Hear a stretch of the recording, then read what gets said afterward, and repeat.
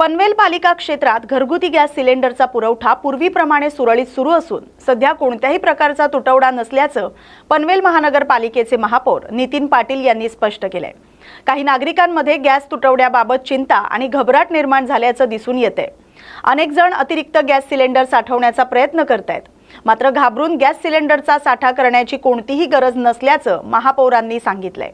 शासन स्तरावरून गॅसचा पुरवठा सातत्यानं सुरू असून नागरिकांना गॅस सिलेंडरची कमतरता भासणार नाही असं त्यांनी स्पष्ट केलंय।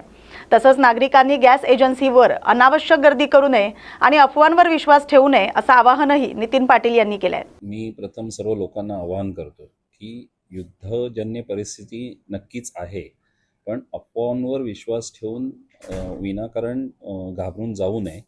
कारण गॅस एजन्सीवाले किंवा केंद्र सरकार यामध्ये लक्ष घालून ग्राहकांना योग्य वेळेत गॅस पुरवठा होईल याची विशेष काळजी घेत आहे। त्यामुळे घाबरून जाऊन आपण कुठलेही तिथे गॅस एजन्सीच्या बाहेर रांगा लावू नये असं मी प्रथम सर्वांना आवाहन करतो। पुन्हा दोन्ही गॅस एजन्सीवाल्यांशी या इथे बोलतो आणि माझ्या माहितीनुसार की हे घाबरून जाण्यामुळे लोक आपले घरातले दुसरे जे रिकामे सिलेंडर आहेत ते घेऊन जाऊन तिथे रांगा लावत आहेत, परंतु जर असं पॅनिक होऊन घाबरून न गेल्यास ही परिस्थिती निर्माण होणार नाही याची मला खात्री आहे। सोलापूर शहर आणि जिल्ह्यात गेल्या काही दिवसांपासून घरगुती गॅस सिलेंडरचा तुटवडा निर्माण झाल्याच्या तक्रारी समोर येत आहेत। अनेक भागात गॅस सिलेंडर वेळेवर उपलब्ध होत नसल्यानं नागरिकांना मोठ्या अडचणींचा सामना करावा लागतोय। या पार्श्वभूमीवर खासदार प्रणिती शिंदे यांनी संबंधित प्रशासन आणि गॅस वितरण यंत्रणेला नागरिकांना सुरळीत गॅस पुरवठा करण्यासाठी तातडीनं पावलं उचलण्याचे निर्देश दिलेत। तसंच गॅस सिलेंडरच्या पुरवठ्यात नेमका अडथळा कुठे निर्माण झालाय याबाबत प्रशासनानं जनतेसमोर स्पष्ट माहिती द्यावी अशीही मागणी त्यांनी केली आहे। अफवा पसरू नयेत आणि नागरिकांचा संभ्रम दूर व्हावा यासाठी प्रशासनानं पारदर्शकपणे माहिती देणं आवश्यक असल्याचं त्यांनी स्पष्ट केलंय। दरम्यान ग्राहकांना कोणताही त्रास होऊ न देता घरगुती गॅस सिलेंडरचा पुरवठा नियमित आणि सुरळीत ठेवावा अशी अपेक्षाही प्रणिती शिंदे यांनी व्यक्त केली आहे। आज पूर्ण जगामध्ये युद्धामुळे जी परिस्थिती उद्भवली आहे, इराण, इस्रायल, US, त्यामुळे आपल्या देशात खास करून आपल्या सोलापुरात खूप मोठ्या प्रमाणात गॅस तुटवडा जाणवतोय। LPG असेल, घरातला गॅस असेल किंवा कमर्शियल गॅस असेल, आज लोकांच्या रांगा लागल्यात गॅस एजन्सीच्या बाहेर। पेट्रोल पंप बंद झालेत 2-3 दिवसापासून, काही 2 ठराविक शहरातले पेट्रोल पंप बंद झालेत। सोलापुरातले जवळजवळ 200 ते 250 उद्योग ठप्प झालेत। काही फॅक्टरीजमध्ये फक्त 24 तास पुरेल एवढा गॅस पुरवठा आहे। केंद्र शासनाने ऑर्डर काढली आहे की कमर्शियल गॅस बंद करा, म्हणजे LPGचा तुटवडा नसायला पाहिजे ह्या कारणामुळे। पण आज आपण बघतोय की LPGचे बुकिंगचे दिवस पण वाढवलेत, LPG डिस्ट्रीब्युटरच्या बाहेर पण रांगा लागल्यात। मला एवढीच विनंती करायची आणि प्रशासनाला, सोलापूर खास करून प्रशासनाला सांगायचं आहे की नेमकं प्रत्येक एजन्सीकडे किती दिवसाचा गॅस पुरवठा आहे, किती दिवस चालेल, असा काहीतरी स्पष्टीकरण प्रशासनाकडून आलं पाहिजे। मला इतर जिल्ह्यांचं माहित नाही, पण सोलापूर प्रशासनाकडून तरी आम्हा लोकांना ही अपेक्षा आहे। आज एक कळत नाहीये, काही टांगती तलवार सगळ्यांच्या ग्राहकांच्या डोक्यावर आहे, लोकांच्या डोक्यावर आहे। म्हणून प्रशासनाने ताबडतोब माहिती तरी द्यावी की तुमच्याकडे किती गॅस साठा पुरवठा आता बाकी आहे, LPG किती आहे प्रत्येक एजन्सीकडे ह्याची माहिती द्यावी। कमर्शियल गॅस कधी उपलब्ध होणार आहे, कारण का आज बेरोजगारीचं मोठं सावट आपण बघतोय जे उद्भवणार आहे। आपल्या सोलापुरातलीच मुलं बेरोजगार होणार आहेत जर कमर्शियल एस्टॅब्लिशमेंट्सना, फॅक्टरीजमध्ये गॅस भेटला नाही। आज भूकमारीची वेळ येणार आहे, उपासमारीची वेळ येणार आहे।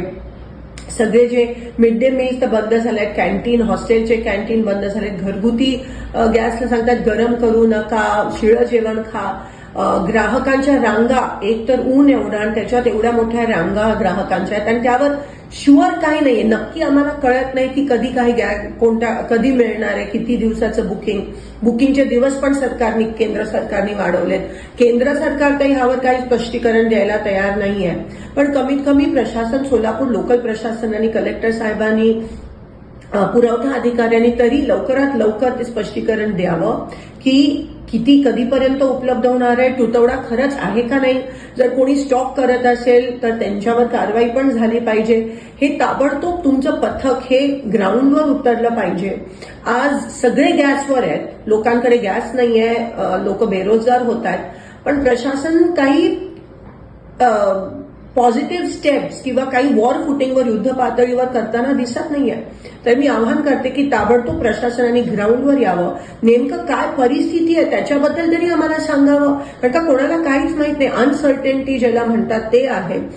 म्हणून लवकरात लवकर ह्याबाबत स्पष्टता द्यावी की आम्हाला गॅस कधीपर्यंत मिळणार आहे. कमर्शियल तुम्ही बंद करता कारण का एलपीजीचा तुटवडा नसायला पाहिजे, पण एलपीजीचा तुटवडा आहे आणि एवढ्या रांगा लागल्यात, पण तरी तुम्ही काही बोलायला तयार नसाल, तर हे बरोबर नाहीये.